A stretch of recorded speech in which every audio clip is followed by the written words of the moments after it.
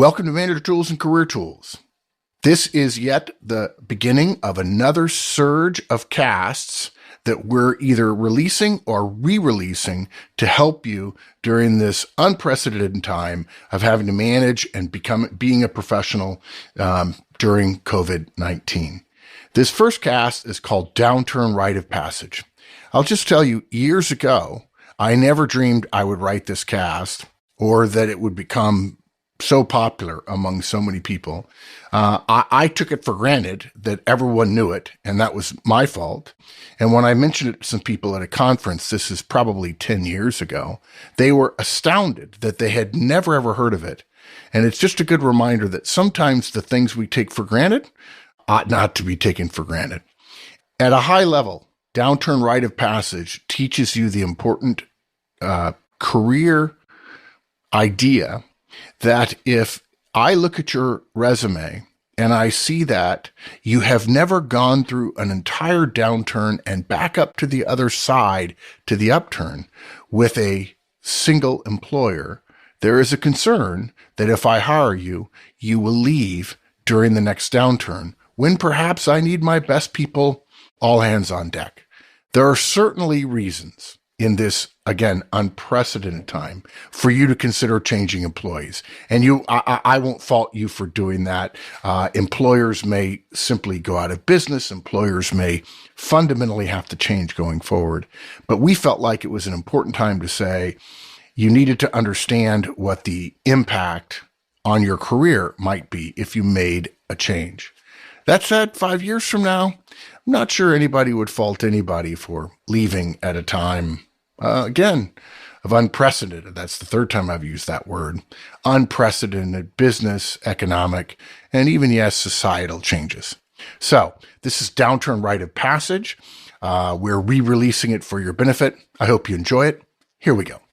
Welcome to Career Tools. Today's topic, the Downturn, Rite of Passage.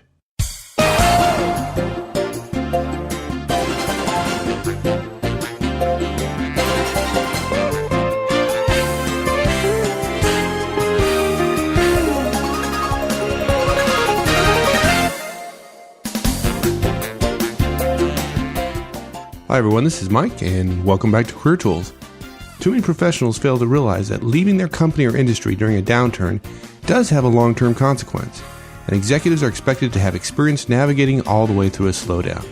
We're going to talk about this and other reasons why leaving your company or industry in a downturn can be a bad idea, and then we're going to recommend some options to consider in those situations.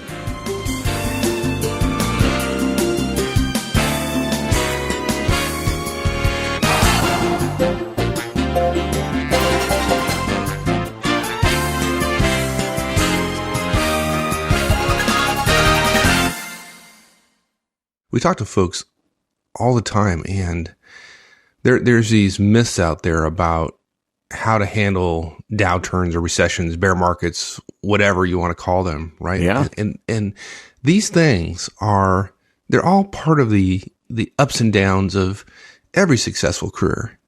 And as hard as it is for many young professionals to believe, every successful executive we know will say that they've been through at least one of these.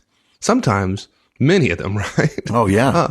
And in downturns, that's part of the experience that makes them a better leader and manager. Yeah, whether it's a recession or a bear market or a share slide of your company shares or of market share or a divestiture of your division or being purchased and a big cutback or whatever, a tough time in your organization. Part of where the mentality of I've been through this before and I'll do it even better this next time, part of where that comes from is really something that's kind of disappeared today, which is long-term employment with one company. You know, if you've been with one company for 20 or 30 years, you will have been through a couple of downturns. Right. Well, we're not going to, harken back fondly to a quote unquote a better day, are we? No. Yeah. You and I both agree that democratization of talent is good, that we don't want non-free agency, so to speak. We like the concept of a brand called you. We like people managing their own careers, in part simply because companies don't do it anymore because they cut back and cut back and cut back.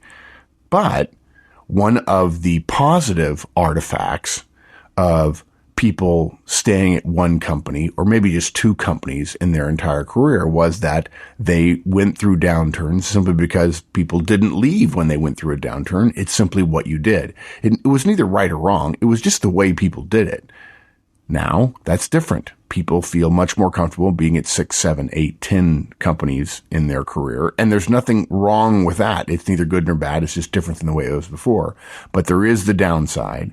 And that is that if you're not at one company for a long, long time, you run the risk of jumping around and missing the experience of going through a downturn.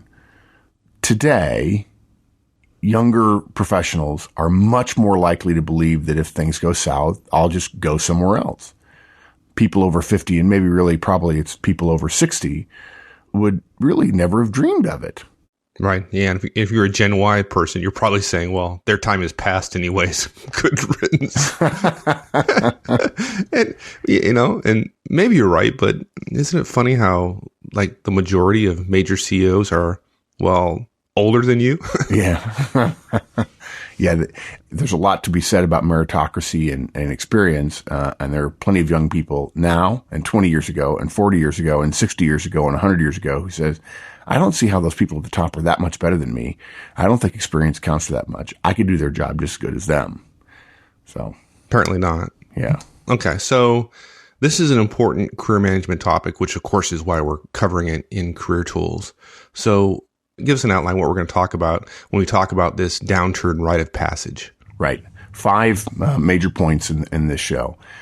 Number 1, we'll explain the downturn rite of passage 2 different ways.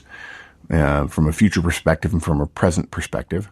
We're going to recommend you think twice before leaving your company or industry and get downturn experience early in your career. Number 3, we recommend unless you go up 1 or more levels at a firm with the same stature as yours, you should stay. In other words, if you're leaving company A to go to company B, find a company with the same stature and get a promotion or more out of it. Otherwise, in a downturn, stay. We want to recommend people consider 3 important things that are easily missed when people think about leaving a company because of a downturn, and that is goodwill, longevity, and training. And then last, we do want to mention briefly that there is an exception, which is the imminent failure of your company. No sense in waiting until the very last. Nobody gives you extra credit for that. When you're trying to be an executive 10 years later, they won't say, wow, you stayed till the very last day and took a layoff with everybody else or got, essentially rode the ship under. That's not necessarily admired. So good. Those 5 things. Okay. Excellent. So one easy way of, cause we're getting ready to talk about the downturn rite of passage. We're getting ready to explain it. And one, fairly simple way to explain it is, if you leave your company or industry at the start of a downturn, thinking that somehow you're managing your career cleverly, right? Kind of avoiding a bad spot, so to speak, you may be doing more harm than good to your career. And that's not immediately obvious to folks. Yeah. You're trading short-term pain avoidance. You're just putting off the pain until later. And there are exceptions where you could avoid the pain, but we don't feel we're doing our job. We don't tell people about this because we don't want people to avoid the pain now and then 10, 15 years later suddenly discover, oops, I've got a problem. I want to explain it 2 different ways. The first one we'll call version 1, and it goes like this. You're at risk as an executive or for executive opportunities if you have not managed through a downturn. Executives are expected to lead organizations during recessions and downturns. That's a key part of your job if you're an executive. If you're listening to this in, late 2008, 2009, this is not the first downturn ever experienced. Right? Yeah. Even though it's big, right? I mean, yeah, it's still not the first by any stretch. So you're expected to lead organizations during a downturn, and all things being equal, those of us who have been through a downturn are more likely than those who have not to have the skills necessary to lead the organization in that time. And so it's reasonable for companies to look at your resume and ask, gosh, has he or she done this before? And here's how it happens. Several folks, you included, are being considered for a key promotion to an executive job, maybe a particularly important executive job. You're one of the ones that has moved 2, 3, 4, 5, 6, 7, 8 times. Perhaps because of those moves, you feel your career has been better, or you've achieved a certain benchmark level or in a particular size company earlier or at a younger age than some others. Nothing wrong with that. That makes you look better on paper. But there are also 2 other things that stand out on paper. One, you've been at, relatively speaking, more companies and potentially more industries than the other candidates. And even though job switching is much more reasonable today than it was 30 or 40 years ago, that still does raise eyebrows. Yeah, you actually think executives notice that kind of stuff? Yeah. Yeah.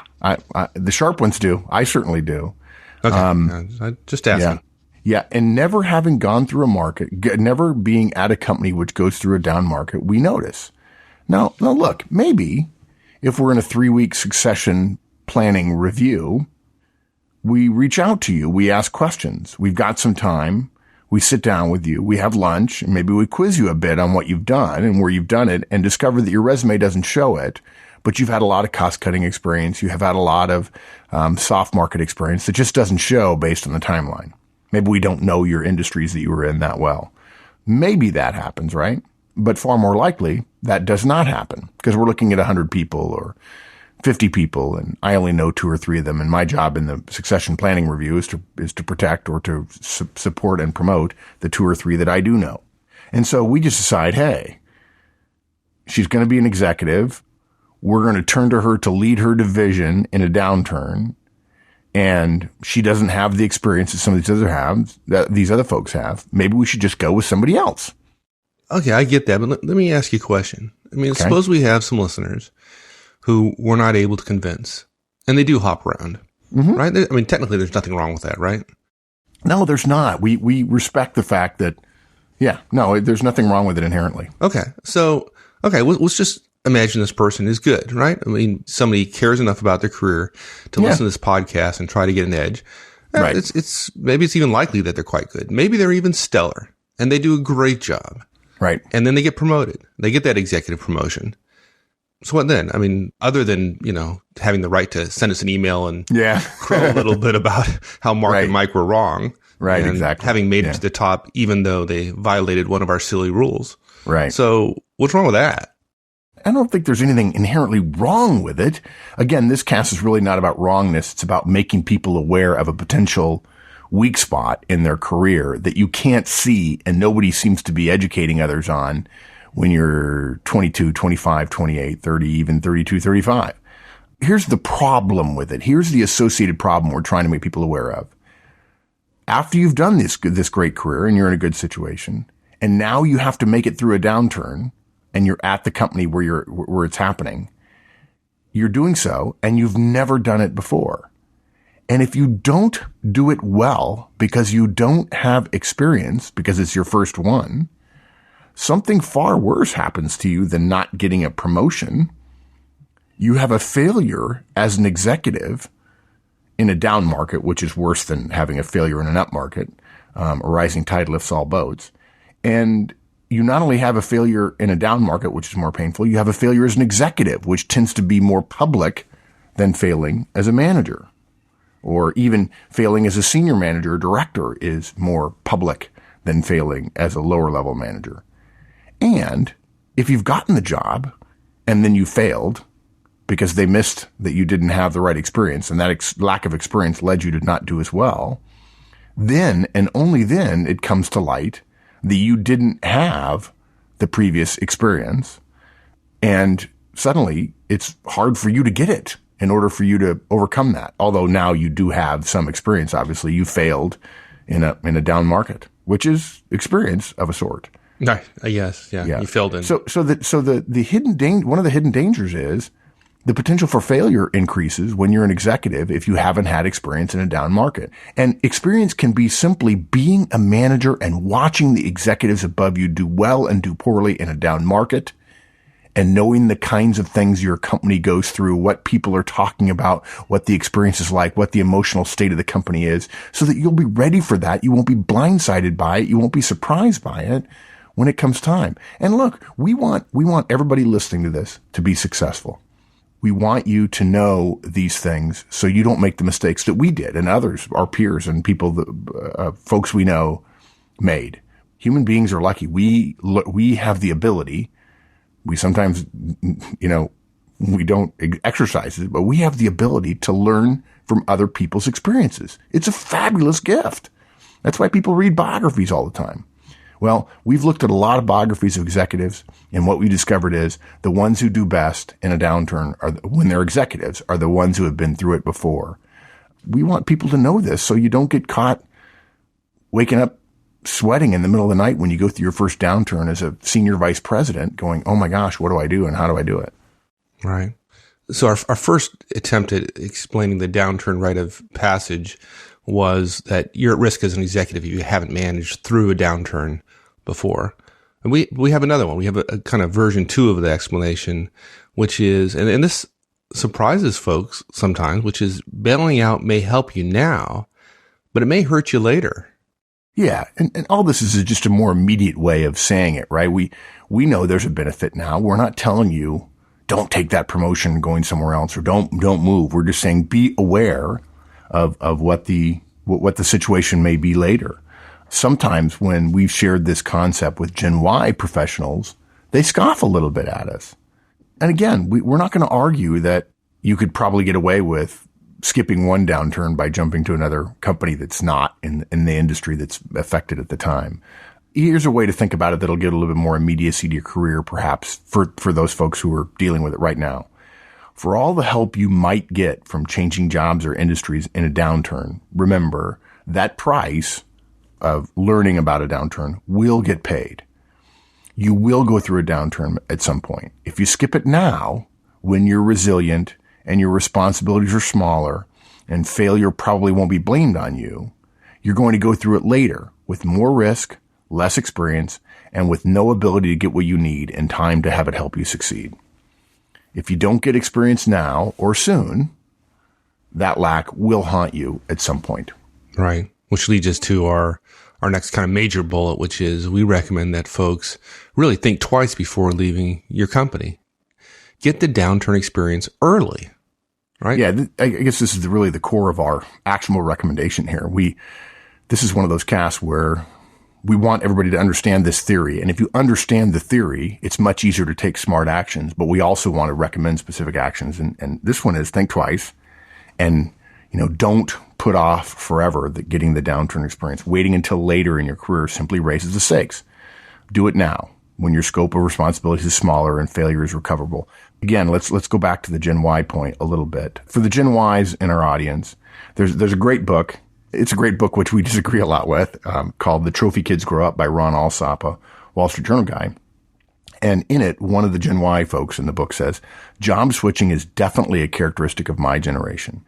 After 2 years in a job, many of my friends felt they had to move on to another company or go back to school. And look, again, we know there are good reasons why Gen Ys feel this way, right? I mean, sure. I mean, we've seen it, right? They grow up watching their parents getting laid off in the 80s and 90s. That's a pretty good reason to feel the way they did. Yeah.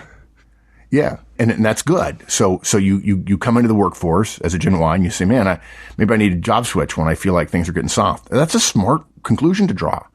And yet there is a short-term benefit of the job switch. And yet you also tend to lose that longer-term perspective. And there were benefits of the longer-term perspective. So our point here is be careful, those of you who are Gen Y, the millennial generation. Job switching can be a harsh mistress when the recession plays musical chairs with jobs and factors like longevity and relationships and experience are brought into question. We just want you to be cognizant of these things when you're thinking about these career choices.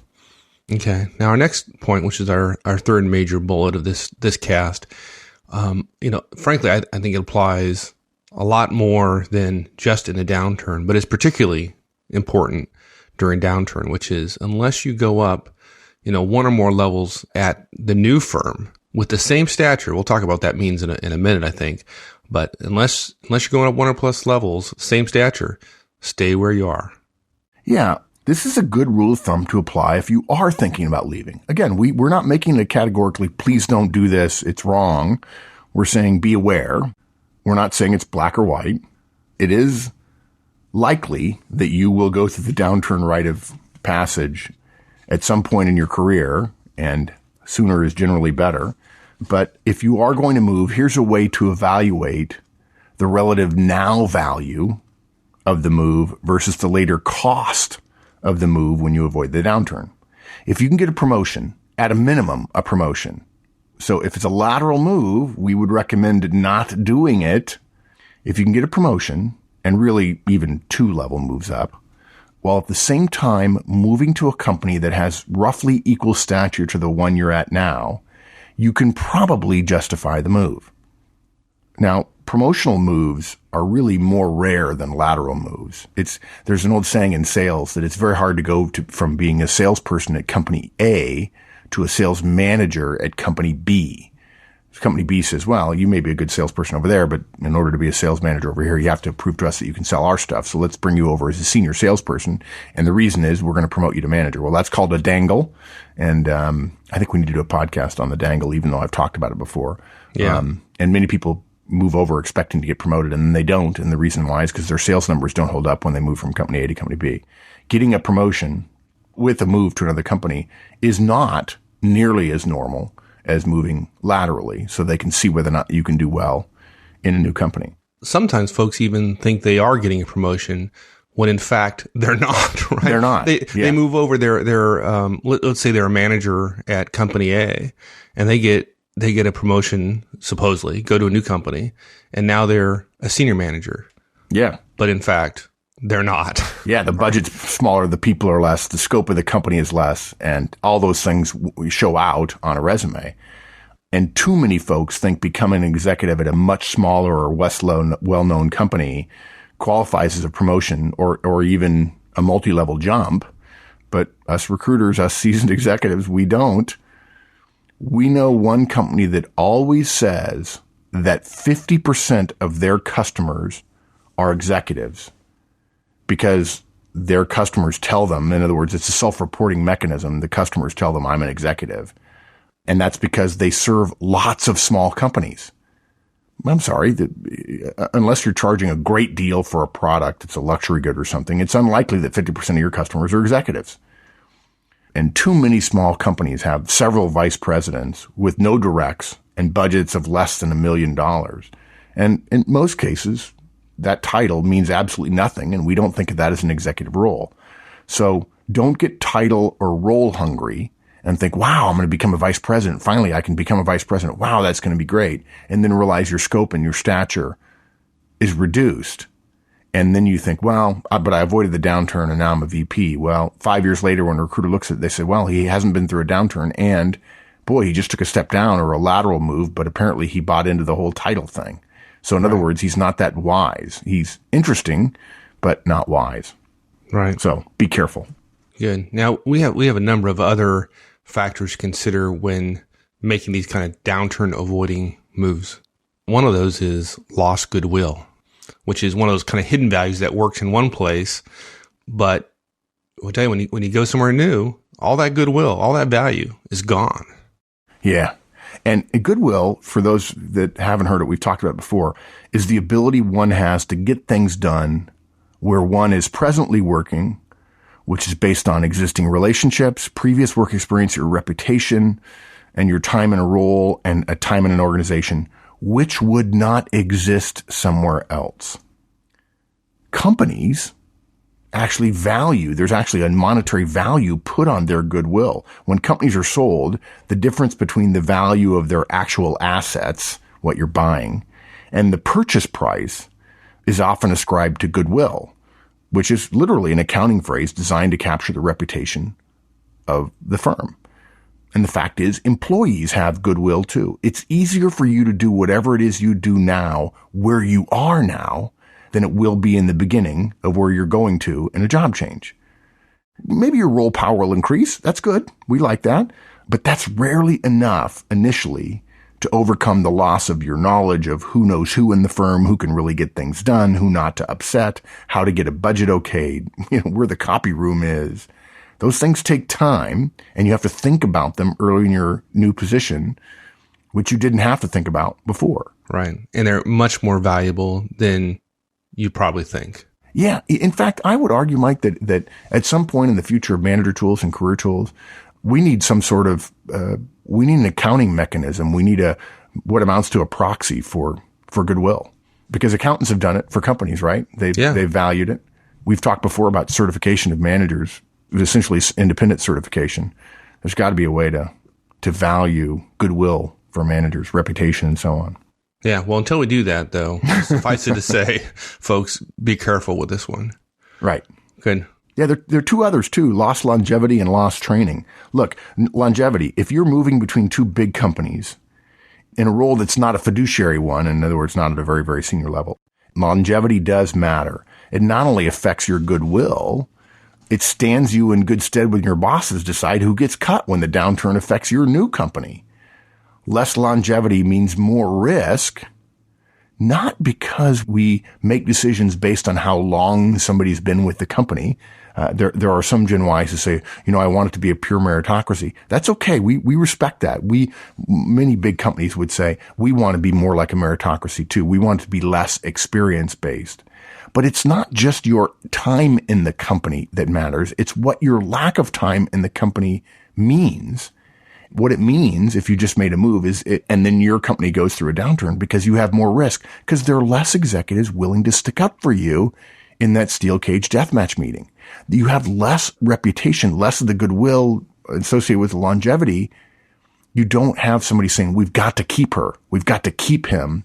I know how good he is, because you haven't impressed them with 2 or 3 home runs or triples or doubles even. Oh, we talked about it earlier. It's even worse than that, in the sense if you're a Gen Y, and we've talked about where it's a completely valid belief that you should be moving around. But if you move 2 or 3 times in a young career and a company is going through tough times, executives and managers have no choice but to assume that, hey, when it gets tough here, the person is going to leave as well. So why spend that political capital keeping somebody who hasn't demonstrated a willingness to stick through it? Yeah, you're gone. Yeah, it's like, hey, look, that's the way you've been managing your career. We respect that. And now it's time for that career management technique to hurt you. And it hurts you because we're not sure you'll stay with us. And to have been, let's say the downturn lasts a year and you leave after coming up with a plan and you start implementing it. And then you decide, I don't like this downturn as much as I'd like. And you leave 3 months into your plan of a year long. And then it takes us 6 months to find somebody to replace you because it's a downturn. And wow, because nobody wants to leave the company they're at because they know longevity matters. Wow, suddenly it's 9 months of a year-long downturn and we haven't had any stable leadership in your division. Right. And we like to think that companies are run purely on the basis of merit. But yeah, we love that. We know that's not true. Relationships matter. And if you're new to a company, you don't have the relationships that folks that have been there for years have. And it will hurt you. I'm trying to think of the story I just read recently where some boss looked at somebody and finally just said, look, it's simple. I just don't like you, which is, it's not criminal. If it were criminal, then we wouldn't be human, or because we're human, it's not criminal, but it's sad. Yeah. One of the few honest folks out there. It's sad, right? But hey, you know what? It's real. Embrace reality is one of Horstman's new laws. It's just like, hey, if wishes were horses, beggars would ride. And, let's live in the real world. Okay. And then lost training. Look, we're probably beating this horse up enough, but we're simply reminding you again that if we don't go through a downturn now, we're going to miss training we're going to need later as an executive. And some of that training is just literally feeling the pulse of the company as it goes through the experience. Okay. And then after all of this, which might lead people to believe that we suggest you never leave a company in a downturn, maybe we ought to talk about the exception to what we've laid out here, because there are exceptions. Right. If you're certain your company is imminently likely to fail, it's going to collapse, or it's going to conduct massive layoffs from which you are not dead certain you're going to be spared, If you believe your job is significantly a risk, and by the way, the number I use to help the executives that I'm talking through on this, if there's a greater than 40% chance, not 50% chance, but a greater than 40% chance you'll lose your job, then okay, go. Okay? You may end up in a place where the downturn still hits you, or maybe you don't. Maybe you missed the downturn, and it's better to miss the downturn and to have all these potential future negatives than to lose your job all of a sudden and not be ready for it. Staving off unemployment is an absolutely good career management technique. Right. Yeah. Keeping employed. That's a good one. Yeah, that's a good one. And it's interesting that you said the only factor you talked about here is your chance of getting laid off. What you didn't say is, hey, if it's really tough or it's really hard. Oh, please. Right? We're not suggesting that you stay in spite of all the signs that say that you're going to get laid off for the sake of having stuck through it. We're not saying that at all. Obviously, you need to stay employed, but don't leave just because it's going to get tough. Yeah, it's going to get tough, but that is part of your growth experience. Yeah, I joke with people that, people tell me all the time, you have your own company, you have all kinds of free time. And I look at them and say, well, you've never had your own company. Right. Yeah. Somebody said, well, how tough can it be? I said, well, I ate oatmeal for 18 straight days. When the company needed cash, I didn't have any because I was the company, and that's how I managed my cash. I didn't spend any personal cash, and I didn't have to go through the couch looking for quarters, but darn near did. I would describe that as a tough time, and toughness is not the criteria. It's risk. And you'll notice that we don't say greater than 50% chance, and we say 40% to increase the chances that managers will be careful. But let me also say this. Most managers we know greatly underestimate their likelihood of being laid off. In the last 6 months, I can only think of 2 or 3 people out of 100 that were completely ready and not stunned. Wow, we need to do a cast on that. Yeah. I tell you what, if you can't, if you don't know how to effectively evaluate your chance of getting laid off, that's going to be tough. Yep, I agree. All right. Well, that's it. I think we explained the rite of passage, right? We explained it a couple of different ways. We'll probably beat that horse to death. We recommended thinking twice before leaving and get your experience in a downturn early so the lack of it doesn't come back to haunt you. As a general idea, if you're going to make a move in a downturn, look for a promotion at a company of the same stature of the one you're at. If you leave Procter & Gamble, don't go to brand X. If you're leaving Coca-Cola, don't go to some never heard of company just because they're going to promote you. And then make sure you consider factors goodwill, longevity, and training. And then, of course, if you know your company's going to fail imminently, obviously take care of yourself, because the old-fashioned loyalty, cradle to grave employment is gone, and that's a good thing. And we want you to understand the risks associated with the downturn, the rite of passage in a downturn. That's it. Good. All right, my friend. Thanks, partner. Thank you. We'll see you. Folks, I hope you enjoyed it. We have a series of nearly 2 weeks worth of daily casts coming up, addressing largely your career, regarding relationships and layoff signs and how to respond to layoff signs, exit interviews, the whole thing coming up for the next 2 weeks. We encourage you to stay current on your professional development as things change so rapidly in the world we're living in today. See you tomorrow.